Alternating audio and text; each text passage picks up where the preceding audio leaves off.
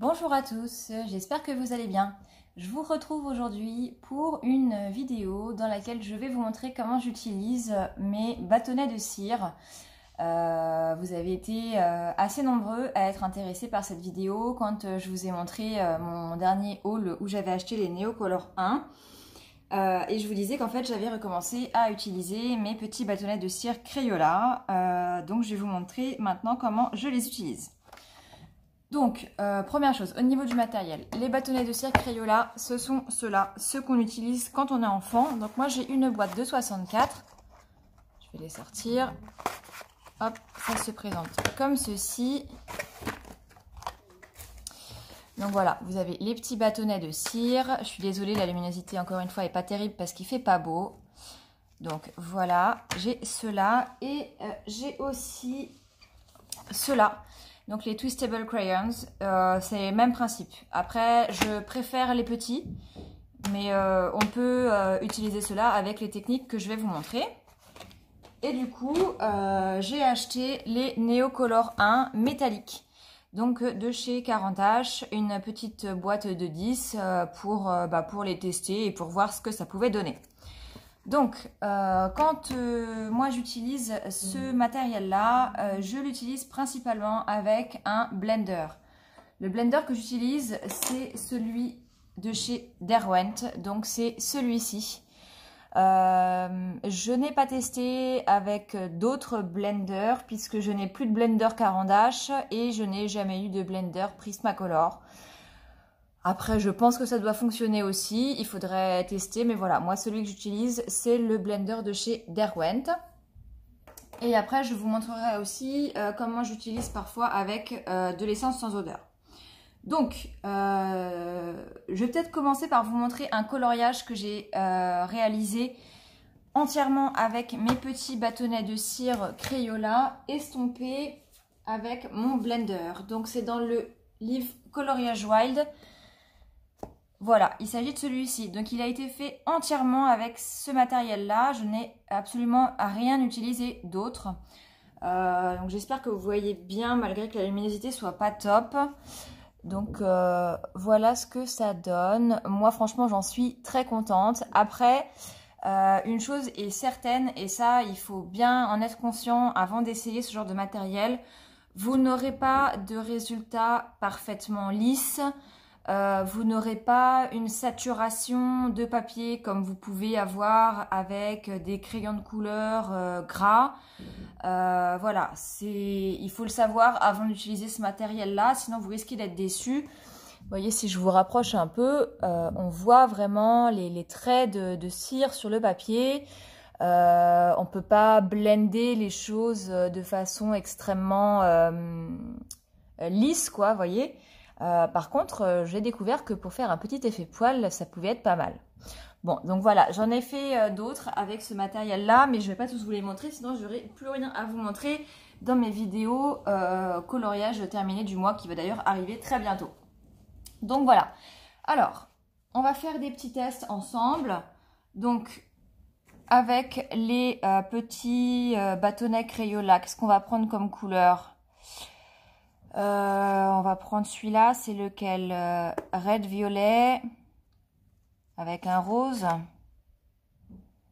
Rose chatouille. Voilà, très bien, on va prendre ça. Donc, je vous montre déjà. Alors là, on est sur du papier. Hop, je vais vous montrer. Du papier mix média. Donc, c'est du 200 grammes.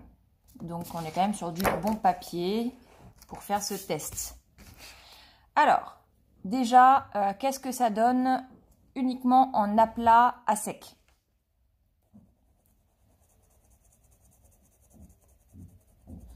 J'appuie pas du tout sur ma craie, hein, c'est pas nécessaire. Donc vous voyez que là, on est sur un papier qui est un petit peu texturé. On a bien sûr encore le blanc qui apparaît en dessous, hein. Ça, c'est sûr. On va essayer un petit dégradé, voir ce que ça donne.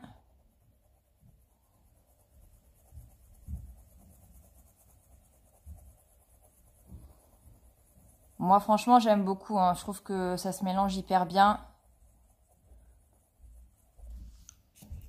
Voilà, un dégradé de 2 couleurs, vous voyez, hyper rapidement, sans blender, sans essence, sans rien.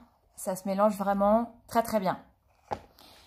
Ensuite, on va se faire un petit quelque chose avec le blender pour vous montrer ce que ça donne. On va changer de couleur. Qu'est-ce qu'on va prendre comme couleur? On va se prendre du vert. On va prendre celui-là. Comment il s'appelle? Bah, vert, tout simplement. Et on va prendre un vert clair. Vert jaune.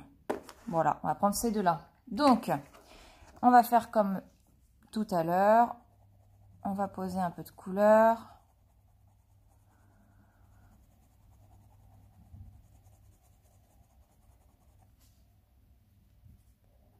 Et on commence un petit dégradé. Vous voyez que je m'applique vraiment pas, hein. Je fais ça à l'arrache. Je trouve que déjà comme ça c'est joli. Et donc je vais prendre mon blender, enfin ce qu'il en reste, hein, vous voyez mon... Pour le coup je vais vraiment pouvoir bientôt en prendre un autre, mais je veux le finir celui-là, donc mon blender Derwent. Et on va le passer sur les crayons. Alors... Moi, j'ai pas vu d'énormes différences à commencer par le foncé ou par le clair, avec le blender en tout cas. Avec l'essence sans odeur, attention, pour le coup, il vaut mieux commencer par la couleur claire. Avec le blender, sur ce type de matériel, moi, je n'ai pas vu de différence. Allez, c'est parti.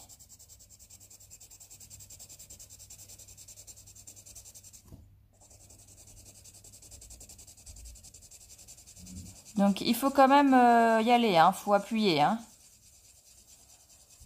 On est sur un matériel très cireux, donc pas hésiter, quoi. Ça fait du dépôt, c'est normal.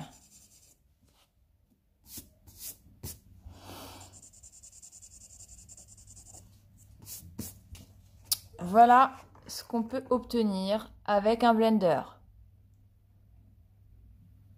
Parce que vous en pensez, moi je trouve ça plutôt pas mal. Et on va se faire un dernier test. On va prendre du bleu. Alors, on va se prendre quoi? Ça c'est quoi? Bah bleu, décidément. Hop, et bleu ciel. Allez, c'est parti. Alors.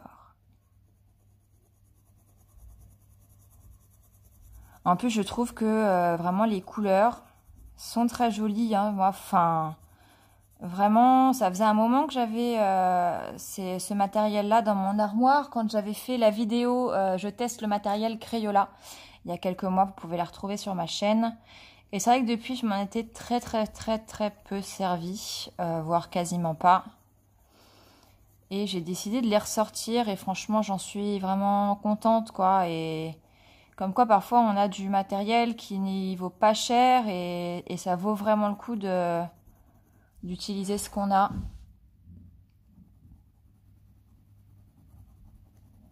Voilà, on va faire ça vite fait comme ça. Et donc, à l'essence sans odeur. Alors moi, maintenant, mon essence sans odeur, je l'utilise dans un pinceau. Comme ça, je trouve ça vachement plus pratique qu'avec des cotons... Avec des cotons-tiges, plus écologiques aussi. Donc voilà, j'ai vu sur la chaîne de Colorfila qu'elle faisait comme ça. Et je trouvais que c'était une super bonne idée. Donc voilà, maintenant je fais pareil. Donc on va pas mettre trop d'essence. Et donc on va passer l'essence, comme je vous disais, du plus clair au plus foncé.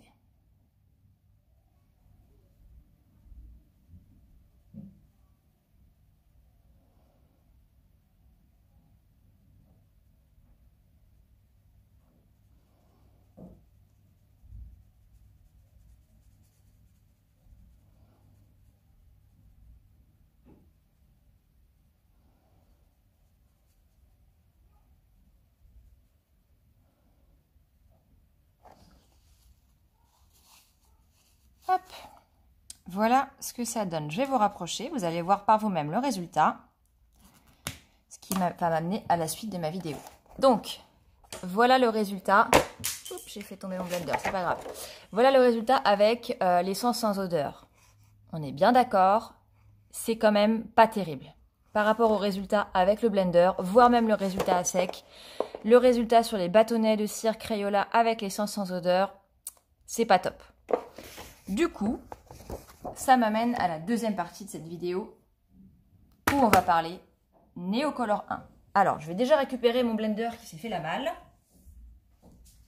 Hop, voilà. Alors, comme vous le voyez, avec l'essence sans odeur, c'est pas terrible. Et moi, ça m'embêtait beaucoup parce que j'avais vraiment envie de pouvoir faire des fonds en utilisant ce type de matériel-là. Du coup, je me suis dit comment on peut faire et j'ai vu... En fait, je m'étais jamais trop intéressée au Neocolor 1 parce que j'ai quelques Neocolor 2, mais je les utilise très peu. Et donc, j'ai vu ce matériel-là et je me suis dit, ma foi, ça a l'air plutôt pas mal. En plus, c'est métallique, donc pour faire des fonds, ça peut être bien. Et si c'est de meilleure qualité, entre guillemets, et plus pigmenté que les Crayola, peut-être qu'avec de l'essence sans odeur, on arriverait à faire quelque chose pour des fonds. Donc, je me suis pas emballée, hein. J'ai pris une boîte de 10. Hop. Voilà comment elle se présente. Donc, même principe, on va faire comme tout à l'heure. Je vais vous montrer un peu ce que ça donne. Alors là, pour le coup, il y a moins de couleurs, donc pour les dégrader, ça va être moins évident. Mais on va quand même essayer de faire quelque chose de potable. On va prendre ces deux couleurs-là. Donc là, on est sur le violet et le bleu de phthalocyanine. Voilà. Donc, hop.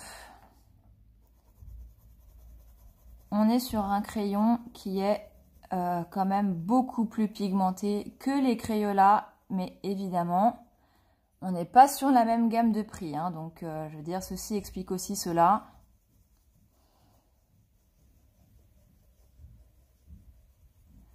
Voilà, on se fait un petit dégradé à sec. Donc, vous voyez déjà qu'en termes de couverture de la feuille, alors là, vraiment, j'appuie pas du tout. Hein. On est pas mal. On va se refaire la même chose avec le blender. Qu'est-ce qu'on va prendre comme couleur? Il n'y a pas 50 000 choix, hein, de toute façon. Est-ce que ça va aller ensemble, ça? Non, peut-être pas. On va faire ça. Écarlate et bronze. On va tester ça ensemble. Allez, c'est parti. Les couleurs sont vraiment jolies et vraiment métallisées pour le coup. Moi, je suis très contente de cette petite boîte.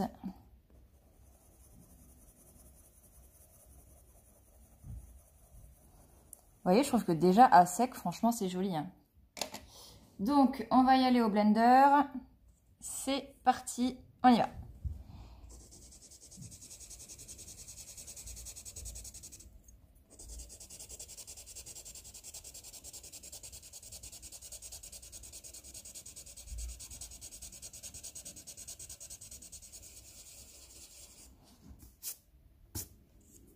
Je fais ça rapide, hein.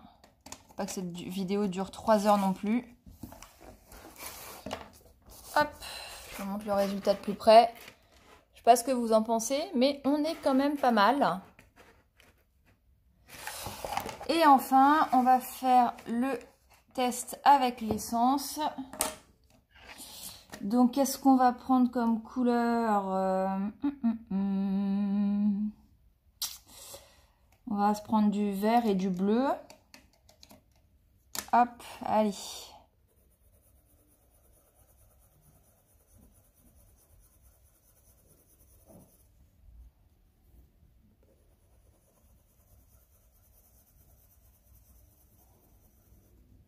C'est hyper onctueux, hein. Je sais pas si on s'en rend compte à la caméra, mais vraiment, c'est du beurre, quoi. Alors, je reprends mon petit pinceau à réservoir d'essence, pour le coup. Et c'est parti.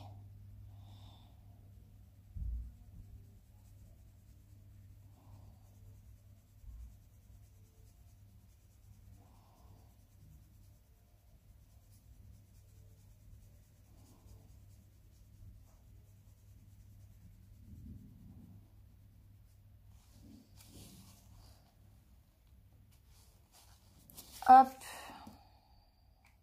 Je vais vous rapprocher. Voilà ce que donne l'essence sans odeur avec les Neocolor 1. Donc vous voyez qu'au niveau dégradé et au niveau pigmentation et saturation du papier, je l'ai fait à l'arrache, on est d'accord? Mais on est quand même beaucoup mieux par rapport à au-dessus les bâtonnets Crayola. Donc voilà un peu sur du papier comme ça ce que ça peut donner. Donc moi sur celui que je vous ai montré là, sur celui-ci, tout est fait uniquement avec les Crayola. D'accord, j'ai pas du tout utilisé les Neocolor 1. J'ai tout fait au Crayola, y compris la peau de mon petit personnage. Donc je vais vous montrer sur un autre coloriage. Maintenant qu'on a fait ces petits tests là, je vais vous montrer sur un autre coloriage comment je fais la peau justement avec ça. Hop, on va en prendre un, voilà. On va prendre celui-là.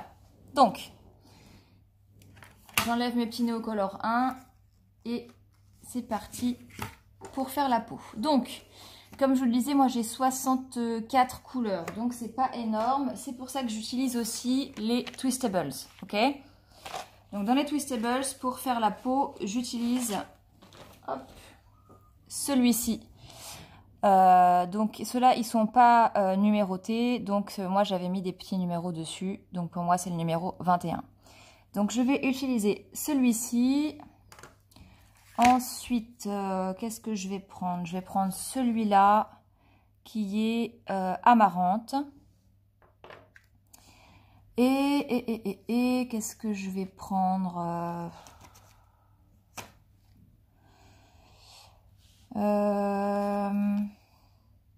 vais me prendre le melon. Et puis on verra après. Hein, on va y aller au feeling au fur et à mesure. Donc, je suis pas encore forcément hyper à l'aise. J'ai pas fait 50 coloriages avec cette technique. Mais voilà, je vous montre un peu comment moi je fais. Donc, pour commencer, je mets d'abord une couche de ma couleur claire partout. Une petite couche fine. Donc comme je vous disais tout à l'heure, c'est pas avec cette technique qu'on va obtenir une saturation top du papier, etc. Ça, si c'est ce que vous recherchez, vous oubliez. On n'est pas sur la méthode la plus précise, la plus pigmentée, etc. Mais moi, enfin, c'est vraiment un effet que j'aime bien, donc... J'étais vraiment contente du résultat sur mon Wild, celui que je vous ai montré là, avec la petite belette. Donc voilà, on en met un peu partout. Pas besoin de s'appliquer de dingue.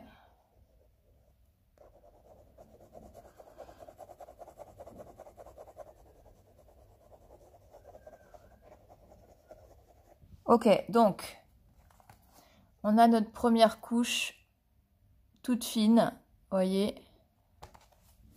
Hop. Ensuite, je vais prendre mon amarante et je vais venir mettre des zones d'ombre.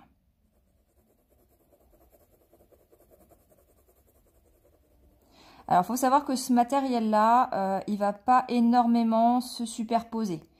Donc, vous ne pouvez pas prévoir d'utiliser 5-6 couleurs différentes pour faire vos portraits, enfin, ou même autre chose hein, que des portraits. Mais voilà, faut se dire que c'est pas du matériel qui se superpose vraiment très bien. Si vous arrivez à mettre une ou deux couches par-dessus votre couche de base déjà, c'est pas mal.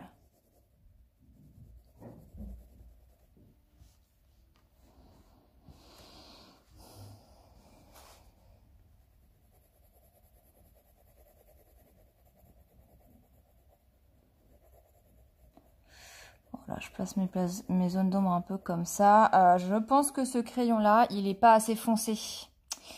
J'aurais dû prendre quelque chose d'un peu plus foncé. Je vous explique pourquoi. Vous l'avez peut-être vu tout à l'heure dans le test qu'on a fait, mais quand on utilise le blender, ça éclaircit en fait vachement les couleurs. Donc à mon avis, ça c'est trop clair. Je vais en prendre un peu plus foncé que je vais essayer de mettre par-dessus. Bon, je vois 50 possibilités. Hein. Je vais prendre celui-là. Sépia. On va tenter d'en mettre un peu par-dessus.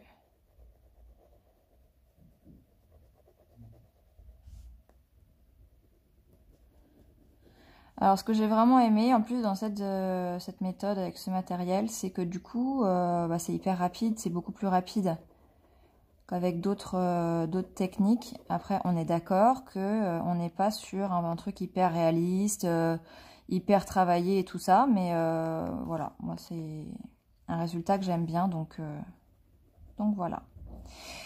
Ok, on va s'arrêter là pour l'instant. Je vais mettre un petit peu de melon pour donner un petit peu de couleur.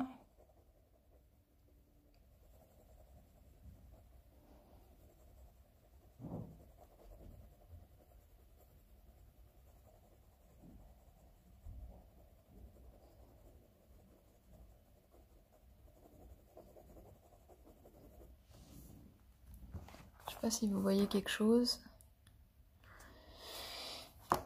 Et puis,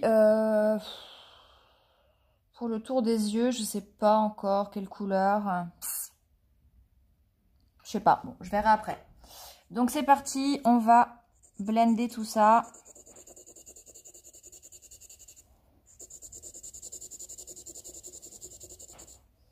Je sais pas si vous voyez.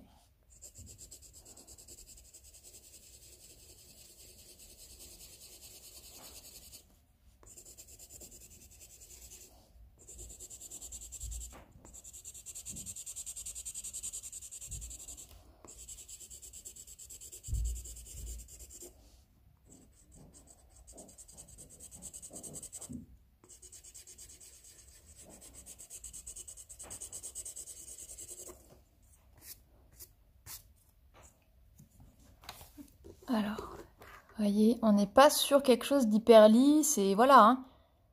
Je le répète vraiment, c'est pas comme ça que vous allez avoir quelque chose de très très lisse.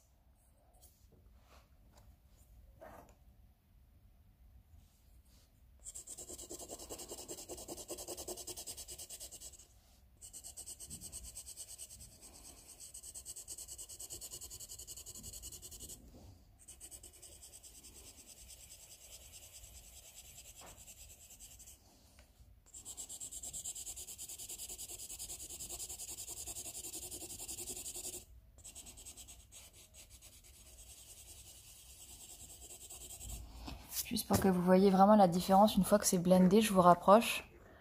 Vous voyez vraiment, là quand on blende, ça étale vraiment le pigment, ça le rentre dans les dents du papier par rapport à là.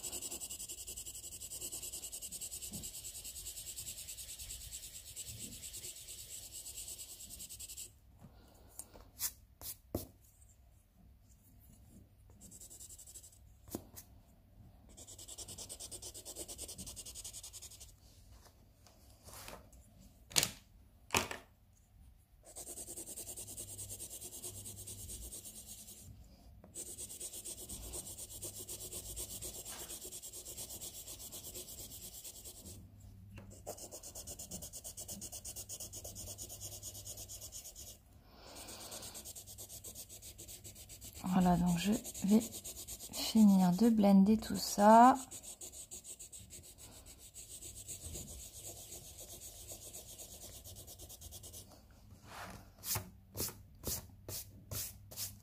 Donc voilà, avec une première couche, un petit peu ce qu'on peut obtenir. C'est pas parfait, hein, vous voyez, il y a de la cire un peu qui s'est déposée là. Ça, c'est pas grave parce que vu que justement c'est de la matière cireuse, quand vous frottez avec votre blender dessus, ça peut partir.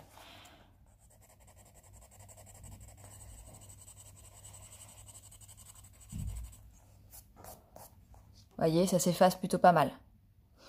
Donc, ce que je vais refaire maintenant, parce qu'elle est quand même plutôt palote, c'est que je vais repasser une autre couche avec mon Crayola Twistables. Je repasse par-dessus. Même en ayant blendé, vous pouvez repasser.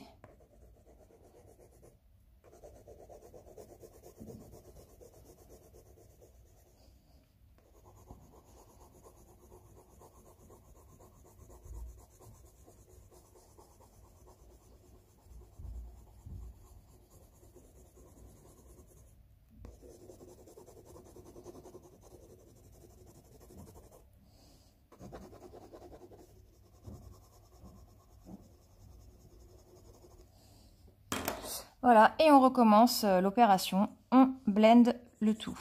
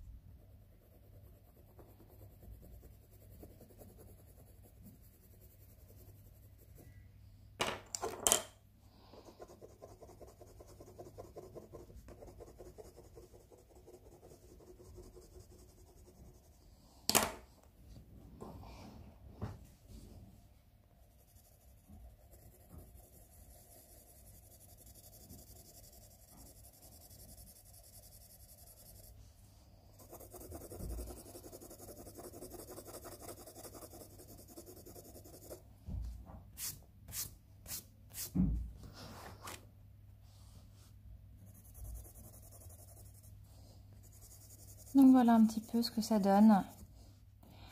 Après vous retravaillez. Là où il y a des grosses traces des gros paquets de cire, vous y allez, vous frottez avec votre blender.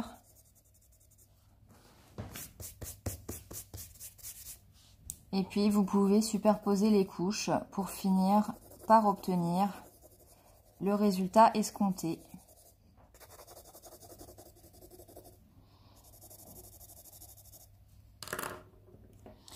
Donc voilà un petit peu comment j'utilise ce matériel là. Alors vous pouvez l'utiliser sur autre chose que des pots, hein, bien sûr. C'est d'ailleurs pas forcément le moyen de l'utiliser le plus facile. Moi vous l'avez vu dans l'autre petit coloriage Wild, je l'ai utilisé sur tout le coloriage. Évidemment vous faites comme vous le sentez. Et pour le coup les Neocolor 1, je trouve que pour faire des fonds, que ce soit avec les blenders ou avec l'essence sans odeur, c'est vraiment pas mal. Moi, c'est ce que j'ai fait dans des coloriages ce mois-ci, que vous verrez dans ma prochaine vidéo de mes coloriages terminés.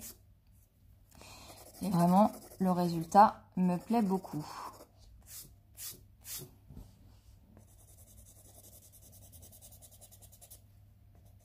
Là, voyez, je trouve qu'il y a un gros trait, donc j'y vais un peu plus fort avec mon blender. Hop, je vous remontre un petit peu ce que ça avait donné pour l'autre. Voilà, ça c'est en l'ayant travaillé avec vraiment plusieurs couches, en repassant, reblendant, repassant, reblendant. Enfin voilà, vraiment pour avoir un résultat comme celui-là. Donc voilà, je vais pas... Enfin après, vous voyez, on n'est pas sur du dégradé. Enfin voilà, on peut pas avoir quelque chose de, encore une fois, d'hyper lisse. Mais c'est pour vous montrer un petit peu, en travaillant vraiment le matériel, ce qu'on peut réussir à obtenir. Voilà, ça c'est un début. Donc voilà, un petit peu, je vous montre comment j'ai utilisé ce matériel-là. N'hésitez pas à me dire si ça vous a intéressé, si vous aussi vous l'utilisez. Et puis bah écoutez, moi je vous dis à très bientôt pour une prochaine vidéo. Ciao!